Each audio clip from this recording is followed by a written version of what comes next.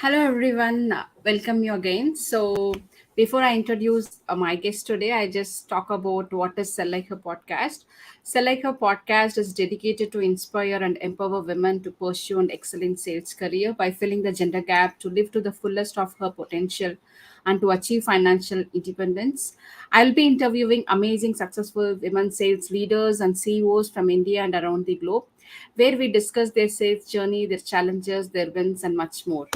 So, without further ado, I welcome Vaishali Reed. Hey, Welcome you, Vaishali. thank you so Nice to much. Thanks have for you. having me. Yeah, Yeah. absolutely. Thank you so much for having me. So, I'll be talking 2 minutes about you, then we continue further. So, Vaishali is having total 13 years experience in sales. It is mainly on SaaS, machine learning, artificial intelligence. Now she works as a director of global customer success and solution management at iMerit Technology. And she also ran on her own organization. She's head of operations at Reader Co. She and her husband do this. And she's advisor for Women in Sales Club. And nationality is from Gujarat. So we can talk about Indian culture as well from her. So welcome, Vaishali. Thank you. Thank you so much for having me. I'm so excited to be here. Me too. So talk about your sales journey, how the sales started for you. Yeah, absolutely. So my sales journey actually started even before I broke into tech. I had graduated college in 2008 during a recession here in the US. And I found it really hard to find a job. And so I ended up in commercial banking for one of the big banks. And there, as a commercial banker, I was responsible for selling their goods and services. So that's really where my sales journey started. But actually, if I think about it, so I in America am stereotypically a child whose parents came from, they immigrated from India as well as Africa, and then they came to the US to build a better life. And so they did that naturally with stores. So we have 7-Elevens in our family as well as Mm-hmm. different convenience stores. And so I guess my sales journey actually started much younger when I was, 9 years old, helping my parents at their shops, either running the register or stocking the products on the shelves. And then gradually I moved into college, did more sales jobs there, and then, landed at my first professional job as a personal banker at a big bank, and then moved into the tech space. So really, I would say I've been actually selling my whole life now that I stop and think about that. Yeah. Okay, so what made you to shift from banking to tech sales?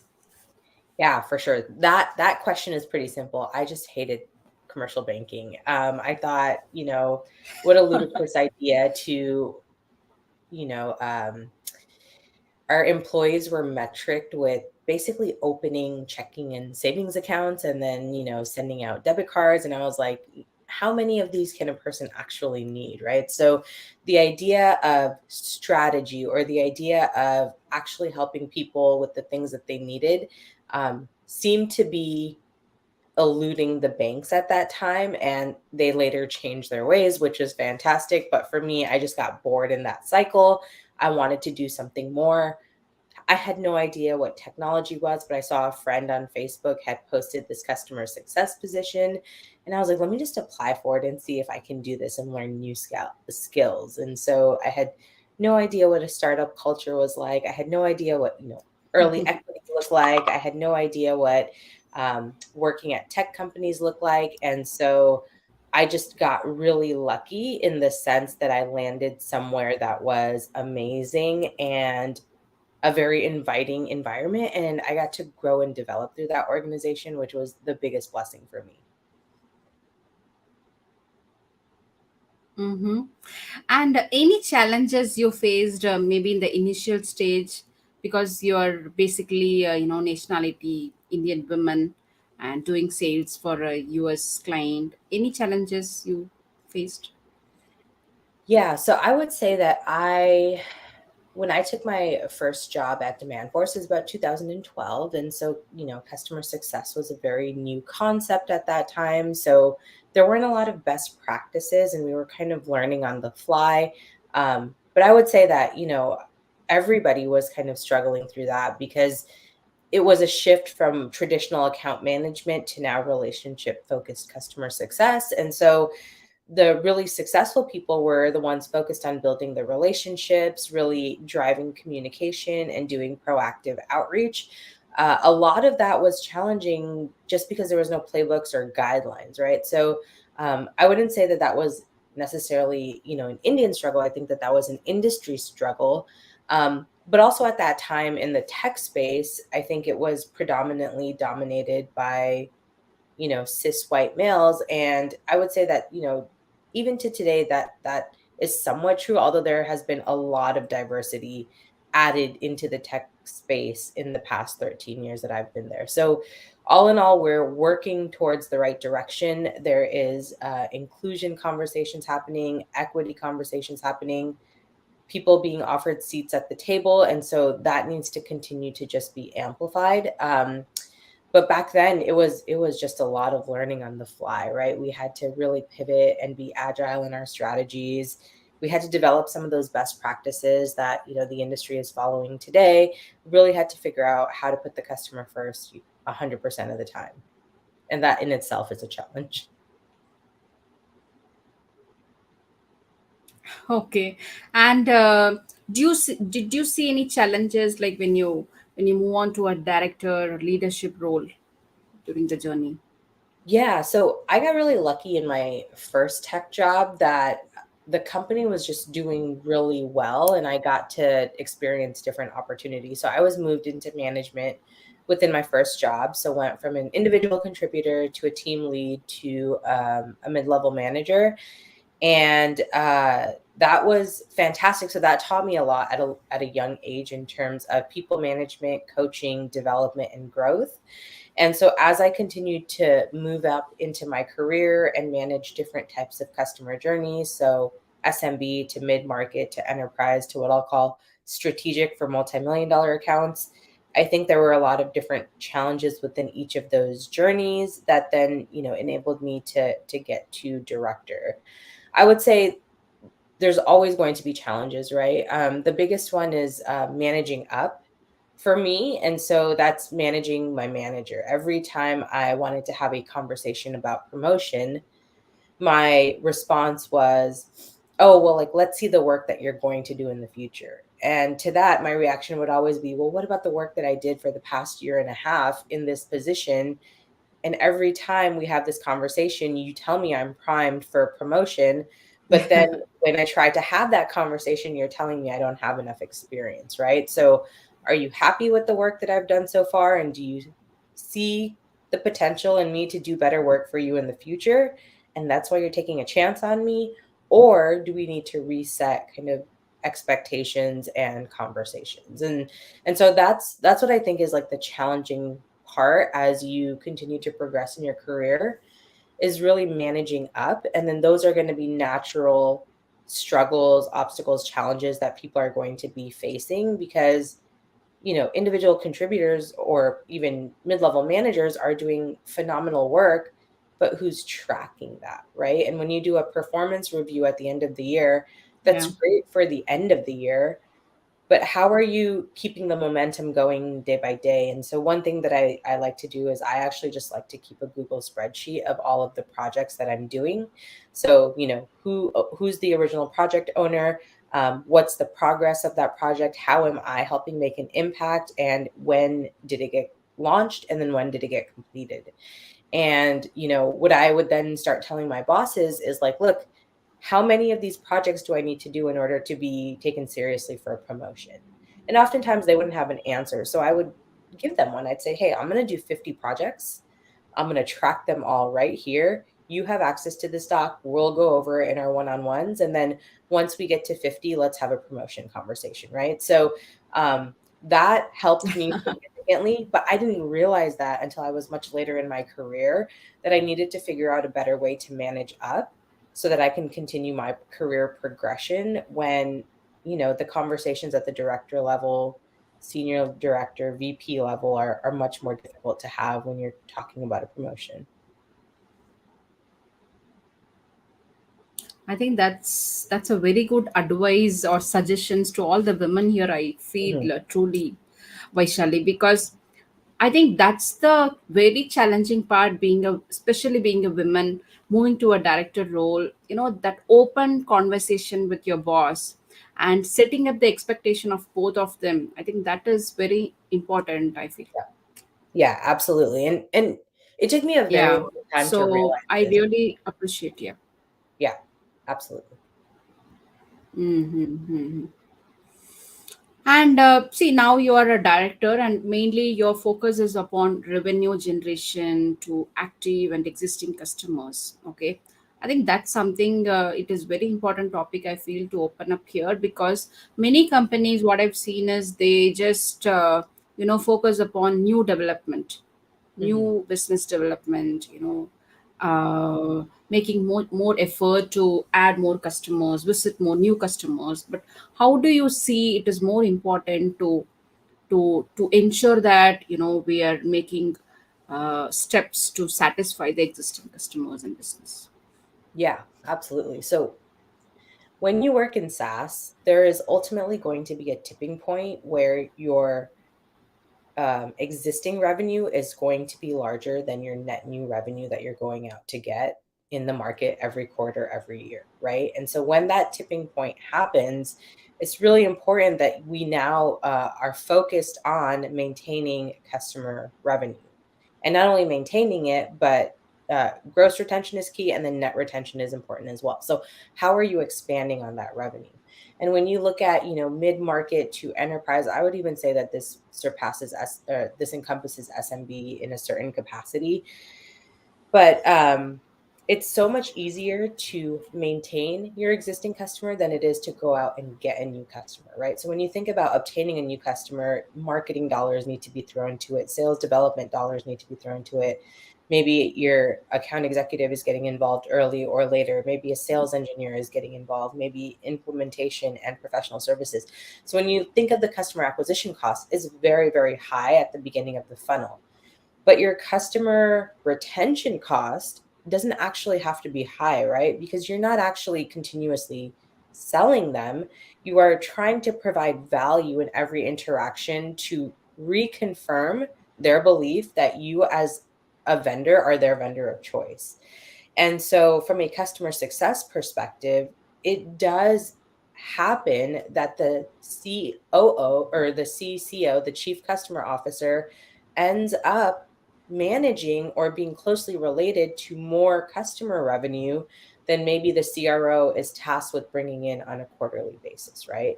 So when you think of that, you got to think like, hey, we need to build very robust customer journeys with specific milestones, with key touch points, to make sure that we are proactively providing value to our clients. When that proactive value happens, you become a trusted advisor, trusted partner to your customer, and they want to work with you and they want to spend their money with you. And that's the biggest thing. So, in the space of enterprise or strategic accounts, on average, your expansion opportunity, like your big six-figure expansion opportunity, is happening between 24 and 36 months. Between 2 to 3 years, your customer is now going to invest heavily in your organization. So, what does that mean? For the first 2 to 3 years, you have to have a maniacal focus on the customer. You have to be proactive with the outreach. You have to make sure that you are just providing value in and out to your client so that eventually, right? Not a year from now, not 2 years from now, maybe 3 years from now, you're getting that really big expansion opportunity. And that customer will continue to grow through their life cycle with you. Today, it's even harder because we have to worry about, 10 competitors every step of the way. So if we are not critically focused on the customer's outcomes, if we are not obsessed with their data and providing them value, a competitor is going to swoop in and take this client that you've been working with, for like a year, 18 months, because we failed to build that relationship with them. And so, really, I think customer success needs a real big voice and a seat at the table to talk about customer programs, right? How are we including clients in our product roadmap? How are we delighting our customers with events and things that they can leverage to be better equipped with their teams? And so all of that plays a factor. And I Yeah. think, that's why customer success is really important. And that's why I like the revenue generating aspect of customer success. So I know there's multiple camps, and some people will say CS should be focused on relationship management. My belief is that through relationship management comes the outcomes that the business desires. And so it becomes a softer sell or more of a non-issue if your CSM is asking for a multi-year contract, if they are recommending the customer buy more products and services, right? It's coming from a trusted advisor of the clients. So when the CSM is asking, oftentimes there's not a lot of rejection, or they get to be the good cop to maybe a salesperson's bad cop, right? That really helps drive the deal and the engagement forward. Yeah, I totally agree, Vaishali. So customer focus and customer success management is so important. Yeah, And before going for our main topic, I just want to open up this topic as in customer success. Do you see a lot of opportunity for women getting into that kind of a role? Because it's absolutely. mostly on a work from home kind of, right? Yeah, like I have been work from home in a couple of different jobs in my career. I'm currently work from home. And I think if you have a structured work ethic, work from home is not a problem, right? It's if you're easily distracted, if you have a hard time focusing, that's when work from home becomes a challenge. But what I've often found is oftentimes when I'm in the office, I don't actually get work done in the office either, because I'm literally jumping from meeting to meeting to meeting, versus when I'm at home, I can structure some time in my day to say, no, this is work time. Or I can have something like a no meeting Wednesday to say, hey, we're not going to have any internal meetings on Wednesdays, and we're just going to produce work. So I would say that, with the work from home culture, I think that is what you get to make of it. And I truly hope people don't abuse the opportunity, because, it is a great option for somebody who's a working mom like myself.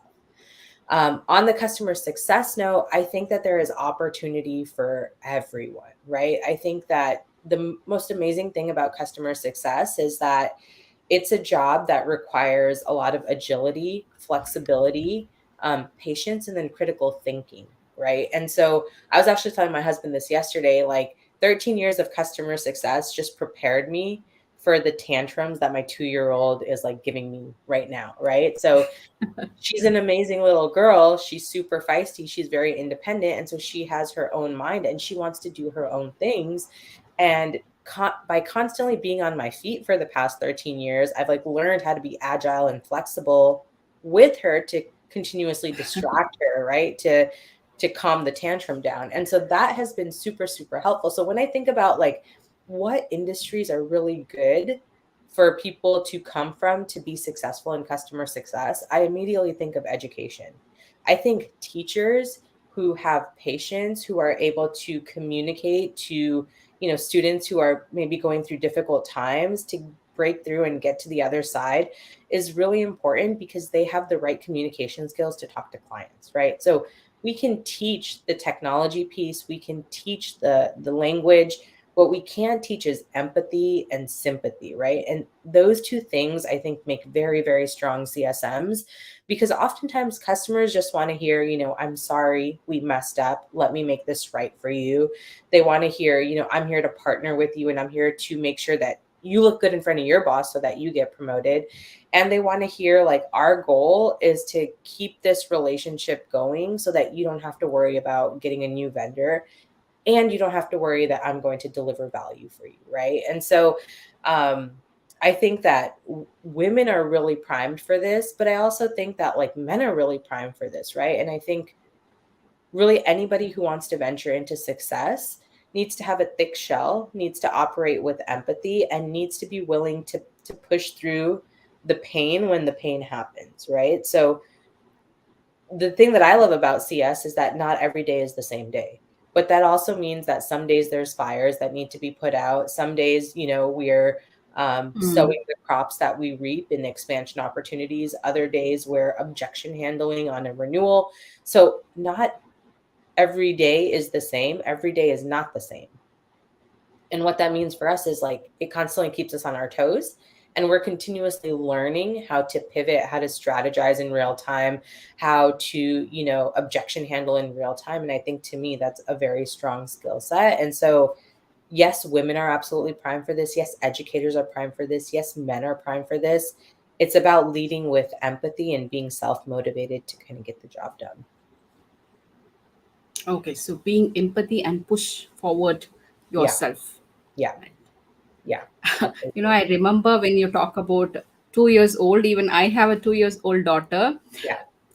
I've learned so much hard about sales skills, negotiation, everything. Yeah. And now she's simply asking, okay, I'll give you a kiss, you get me the noodles. Yes, you yeah, know it's their negotiation skills are amazing. I mean, a couple of weeks ago, we were just like walking somewhere, and my daughter looks at my husband and she's like, "Daddy, pick me up." And so he's like, "Oh, yeah, okay, baby. Of course, I love you." So he bends down oh no, she said, "Daddy, give me a hug." So he bends down to give her a hug. And just as he bends down, she goes, "Daddy, pick me up." And like he's already in the motion of going down. So then he's like, "Of course, I'm going to pick her up." And I was like, "Rumi, did you just trick daddy?" And she was like, "Yes." And I was like, "Why did you do that?" And she's like, "Because I love him." And I was like, How do you even say no to that?" Right. But like, also, how does her little 2-year-old brain put those things together that if I ask him for a hug and then I Yeah. tell him to pick me up, he will pick me up, And to me, I'm always thinking, like, which, who in our house did that she copied? That's what I'm always thinking about. Is like she copied Yeah. someone. Who in the house did that, and who did she copy? Yeah, I think there's no answer for it, right? It's Yeah, like more than yeah, whatever the intelligence and the knowledge they're more than us, I believe. yeah, absolutely. I mean, they're only 2 years old, and she's definitely way smarter than me. So watch out, world. And Vaishali, so we are coming to the main topic of the episode today: how to be disruptive without being respectful. So, what is your thought process on that? Yeah, I mean, I think I've been in Silicon Valley SaaS companies for a long time. It's been over a decade. And there are absolutely ways to be disruptive without being disrespectful, right? And so those two are not synonymous, they do not go hand in hand. I think being disruptive is bringing strong ideas to the table, right? So, not necessarily being the loudest person in the room during a meeting, but being somebody who is actively listening at all times to say, okay, how can I piece together all of these puzzle pieces that I'm finding in every conversation? And then building the best version of that puzzle, right? So it's almost like saying, like, hey, if you attend all these meetings, I'm going to give you one puzzle piece in every single one of these meetings. After you have 10 puzzle pieces, you will either be able to make a picture of a dumpster, you'll be able to make a picture of a park, or you're going to be able to make a picture of Disneyland, right? What you decide is up to you. And so I think the disruptive people take those puzzle pieces and they come back and they make a picture of Disneyland because they're like, here's the possibilities that I see are available, and here's how I think we should continue to grow and develop. And they communicate that in a way that is not disrespectful, right? So communicating it in a collaborative fashion, bringing everyone along, giving other people space to offer their opinion is not being disrespectful, in my opinion, right? Like, being disrespectful is saying, like, here's the puzzle pieces, I made a picture of the dumpster is the best because I made it, everybody needs to do this. Nobody wants to be told what to do in the workplace, right? Everybody wants to work in a collaborative, communicative fashion where ideas are being heard, different strategies are being deployed, and everybody is actively working towards a common goal. And so I think that being disruptive absolutely means sometimes, blowing things up out of proportion, looking at things from a different perspective or lens. But then when you talk about how you communicate those ideas to your peers and your friends and your team members, you can do it in a non disrespectful fashion, right? And so word choice is absolutely important. how we talk to ourselves is important, how we talk to our team members is important, and how we talk to management is important. And so making sure that, you prep the conversation you're going to have with the next person, that you run it through in your head once or twice to make sure it doesn't sound condescending or rude or mean or over the top, and making sure that there's a call to action for the other person, right? So what can they do to help you bring your idea to life, and how can you work in a collaborative fashion? Any company atmosphere is not a one person team, right? We are actually one team, one dream. So the engineering is one team, sales is one team, product is one team. But really, when you talk about the dream is the maniacal focus on the client. How do all of these teams build their engines with the same foundation and the same focus to deliver maniacal client experience that's like focused on outcomes and values, right? And so being disruptive, I think, is its own unique thing. And then being disrespectful is really how we just communicate and collaborate with our peers and bring everybody along for the ride, right? Like, you know, yes, there is shine and applaud in the I mentality, but I think that there's so much more celebration in the team mentality, right? Because everybody feels good versus just you feeling good about something. So I think disruption is absolutely necessary. Every process, every anything that you're documenting, anything that your journeys that you're mapping, all of those things are living, breathing, developing processes, and they need to be continuously looked at, and they need to continuously evolve. And all of that requires disruption. So disruption in tech is inevitable. Disrespect in tech is avoidable, right? And that's the thing that we want to do, is we want to figure out how to win as a team versus how to win by ourselves. And there's no fun in winning by yourself, is what I've learned. I enjoy the team celebration way more than the individual celebration. And yeah, it's a valid point, Vaishali. I just want to relate to women, women in sales to this topic. You know, Yeah, like even family members, they always say, okay, you are a woman, you should not be going out, you should not be traveling, you should not be sales, all this. But we should find a way to ensure that we are not being disrespectful, as well as we should bring the ideas to ensure that our dream is also getting fulfilled, as well as the family members also, we are not being disrespectful. So what is your thought on that? definitely. I think that's really hard in some cultures where women put their own needs first, right? And so that's like the first part of this conversation is, as a woman, I need to make sure that I believe my dreams are valid, my goals are valid, my career progression is valid. I remember, I born and raised in America, but I have actually pretty traditional parents. So literally when I was 18, they started this whole like, let's get you married conversation. And I was just like, what are you talking about? Like, I'm going to go to college. I'm going to do something with my life. And so I had the option to move away from home. So my parents were in San Diego. I moved to San Francisco for school. For the first 3 months, I cried every day because I missed my family so much. Like, my family's so big that I just never needed friends because I had aunts and uncles and whatever.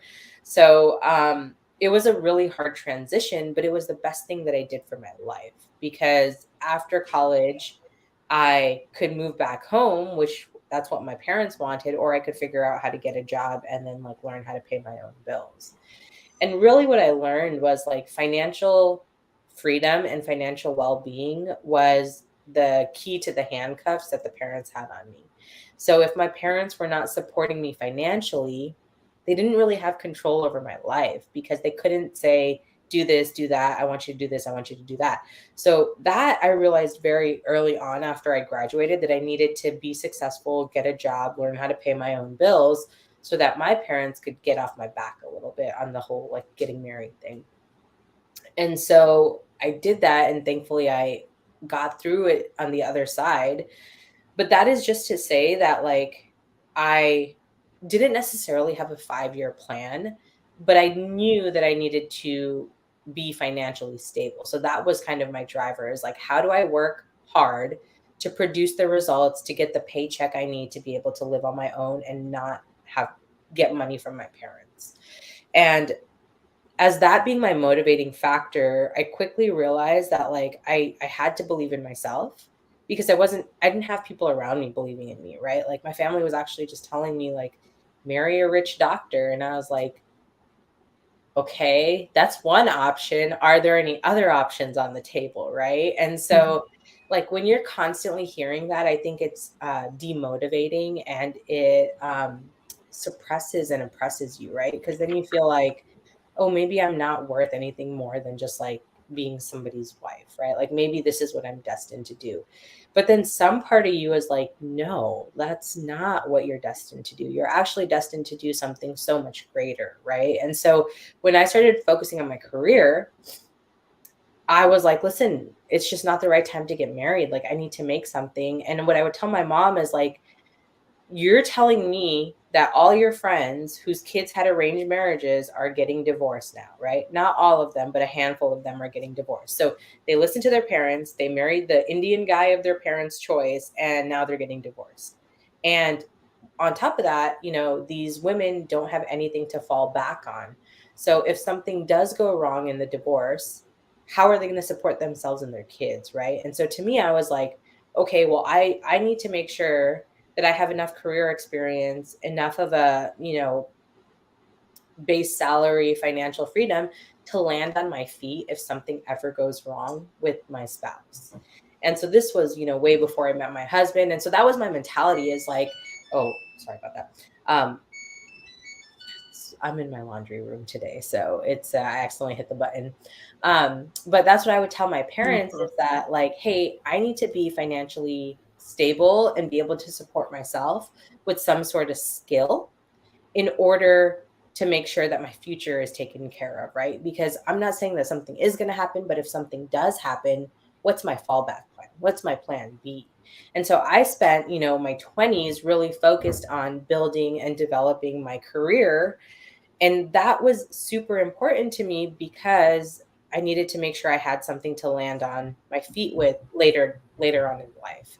And so in doing that, what I quickly realized was like, if you don't have any expectations, there won't be any disappointments. So if I expect something out of my job and I haven't communicated that, then I'm going to get disappointed that I didn't get the outcome that I wanted, right? So if I didn't have expectations, I wasn't going to get disappointed. But what did that mean? I had to be heads down and I had to work hard. I had to work hard. I had to produce results, right? Whether that was produce more expansion revenue, sign longer contract deals, or coach and develop my team to do the same stuff, I had to produce results. And the Indian in me was like, cool, if you just are heads down and you work hard, you will get recognized and rewarded. But later on in my career, I found out that that's not accurate. I have to advocate and speak up for my own career in order for somebody else to notice me. So if I'm the person who is always doing the work, but I never say, hey, look at me, nobody's ever going to look at me, right? So they're going to look at my work, they're going to use my work, but they're never going to think like she's ready for a promotion. And so my advice to women is, whatever you do it with confidence. Women are very well qualified in a lot of different aspects to do a number of different things. Like when I was younger and no kids and no spouse, like I could focus and spend like 10 to 15 hours a day on work. I really enjoyed it. I felt like I was earning my money. I wanted to do that. Now as a mother, you know, I'm working from maybe, you know, 6:30, 7 a.m. to 5 p.m. and it's like I'm done, right? Like I try not to work too much at night because I need to compartmentalize and focus my life on my kids now, my spouse, my family, my job, right? So now I'm a multifaceted human with a lot of different areas that I'm focusing in, and that's okay. But I need to be more strategic with how I'm utilizing my time. And women, I think, do this really, really well because even if you're looking at, you know, a new bride, she has to do the cooking in the house. She has to do the cleaning in the house. She has to make sure everybody has, you know, snacks and meals on time. So she's operating on a very strict schedule. She knows what her next task is. you can apply that to the workforce and have the same outcomes, right? But what does that mean? That means that in the household, everybody needs to step up to help support her, right? So she can't do the cooking all the time, but that's okay, because if she's bringing money in, that's increasing everybody's quality of life, right? So it's a give and take in a lot of different communities where the woman is predominantly doing the majority of the housework, doing the majority of the childcare, and then is expected to do something else, right? And so what I would say to women is like, it's okay to be selfish. It's okay to put, what you want to do on the table along with what everybody else wants to do on the table, and say, I want to give this a fair shot. It's okay to not know something and apply for that job anyways. That's the most important thing, is like, do not apply for a job when you feel you can do 100% of the requirements. Apply for a job when you feel like you can do 60 to 70% of the requirements, so that you're giving you're giving yourself space and time to learn something new, right? You don't want to be bored when you go into a job on day one. You want to be excited about growth and development. And so apply for the bigger position. Apply for the one that you've never seen before. Apply for the management role, right? Because especially for like stay-at-home moms who are going back to work, your project management skills are on point. Your negotiation skills are so strong. Your selling skills are so strong, right? Your time management is so strong. You are so primed for the workforce. Like, dealing with the workforce is a piece of cake after you've dealt with kids day in and day out, right? And so you can really leverage all those skills to amplify your next role. But I would love for women to have more confidence and to apply for roles that they are less qualified for, so that they can continue to learn and grow and develop as they progress in their journeys. Yeah. So I really like, managing a workforce is far less than managing a kid. Yes. So if you're Yeah. able to manage your kids so well, it is easy for you. I think Yeah. that confidence is the way the women have to look at it, I believe. Yeah. Fundamentally, though, like, the household needs to share the responsibility as well, right? So a lot of women don't feel like they can venture into the workplace, even though they're super qualified, because who's going to clean the house? Who's going to do the cooking? Who's going to make sure the kids are picked up from school, right? So it's very, very important that their spouse shares in. If they live with extended family, that the extended family steps in to really help, because only when we invest in our women can our women invest in our workplace and the workforce, and can everybody shine, right? And so we are all connected in this very complex neural network where one synapse fires another synapse, right?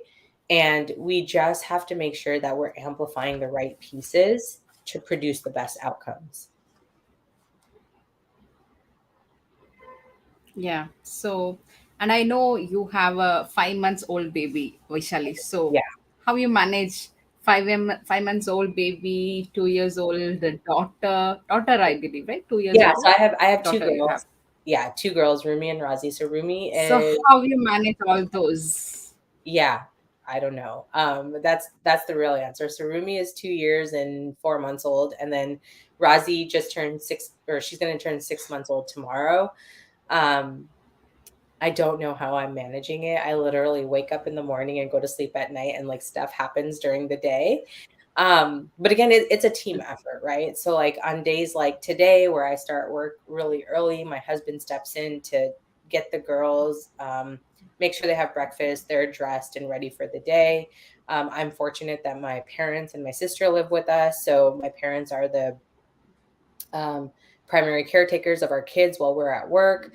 And then my sister helps wherever she can, but she also is working from home. And so it takes an absolute tribe to make all of this stuff happen. I'm so thankful for my tribe, but that doesn't mean that me as a mom doesn't want to be downstairs with my kids all the time, right? Like, my kids aren't in preschool yet. They're still at home. So I hear them like having fun or crying or whatever, and I'm like, "Oh, I should be down there."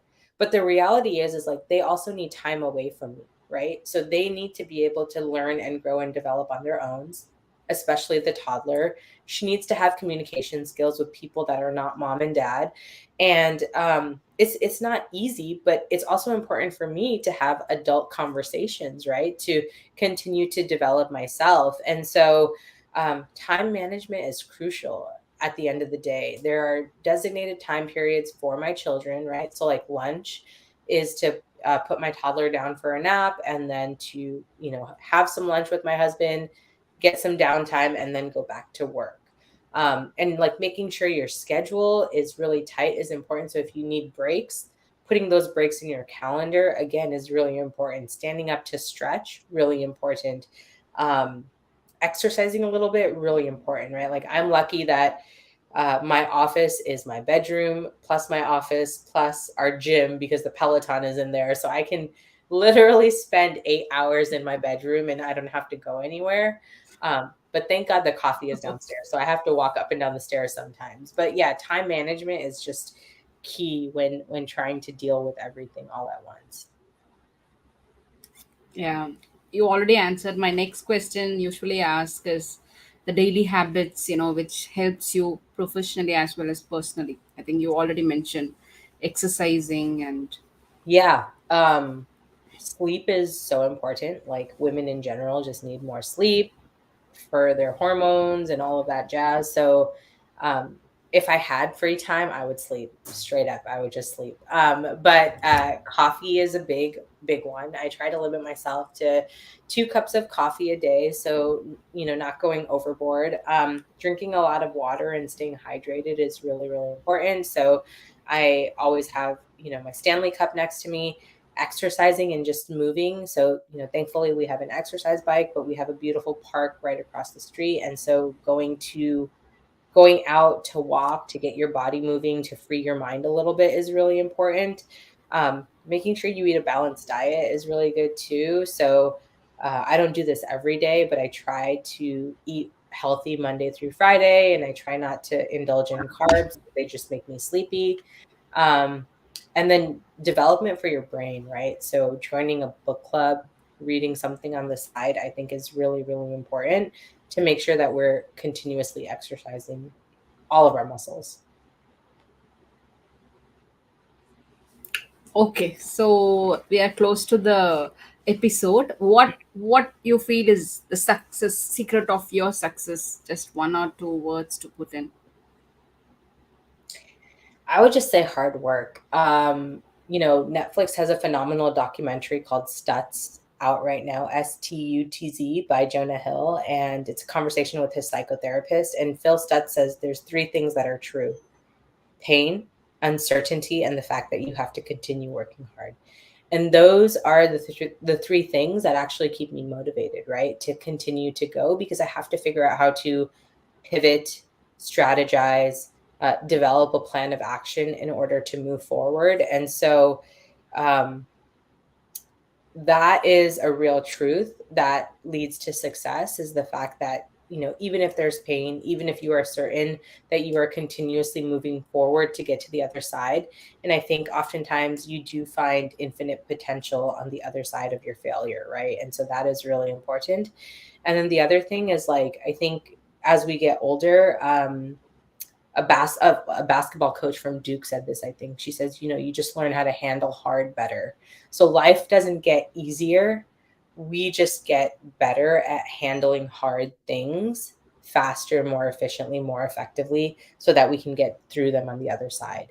And so yeah, so those are probably my 2 motivating factors, is that I just got to keep going because there's no other option, right? And then I think when you have kids, ultimately you're like, my kids are watching me and I want them to be proud of me, right? Like selfishly, I want my kids to be like, oh, look at my mom, Mhm. And so how do I do things that are going to simultaneously make them proud, but also not pressure them to make them feel like they need to, replicate my success? And so it's just a fine balancing act every step of the way. Wonderful, wonderful, Vaishal. Even I remember, whenever I wear all this suit, she also wants to wear. Yeah, yeah. Like, So that actually inspired them. yes, how you talk to them, how you look in front of them, all of those things matter. I went to an engagement party this past weekend and I came down in an Indian outfit, and my daughter was like, "Oh my God, mommy, like you look so pretty. I want one of those." And it's like, yes, you have like 10 outfits sitting upstairs. We'll put one on you, right? But she loves it. Like she wears the bindi all the time. She wants to wear like the necklaces and the jewelry, and I love it because I'm like, this is absolutely part of who you are, right? You are half Indian, and I hope that you embrace that half, because that half meant a lot to your mom. And so I hope that, you want to know about your culture as well. Yeah. So how audience want to reach if they want to reach you, Vishali? Yeah, I'm on LinkedIn. Please feel free to follow, connect with me on LinkedIn. I'm on social media. It's just Shali Reed.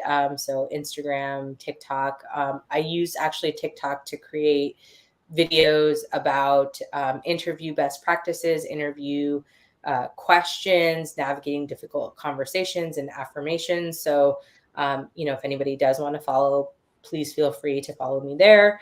Um, and I'm on LinkedIn. I post great stuff on LinkedIn in terms of content as well. So, yeah, those are just the couple places that you can find me. Okay, Vaishali. So it was awesome to have you here today. Yes, It's thank my you so honor much. to have you. This was an amazing experience. Thank you so much for all that you're doing to advocate and elevate women. I think that is phenomenal. So keep doing the great work. Thank you, Vaishali. Bye. Take care. Take care. Bye.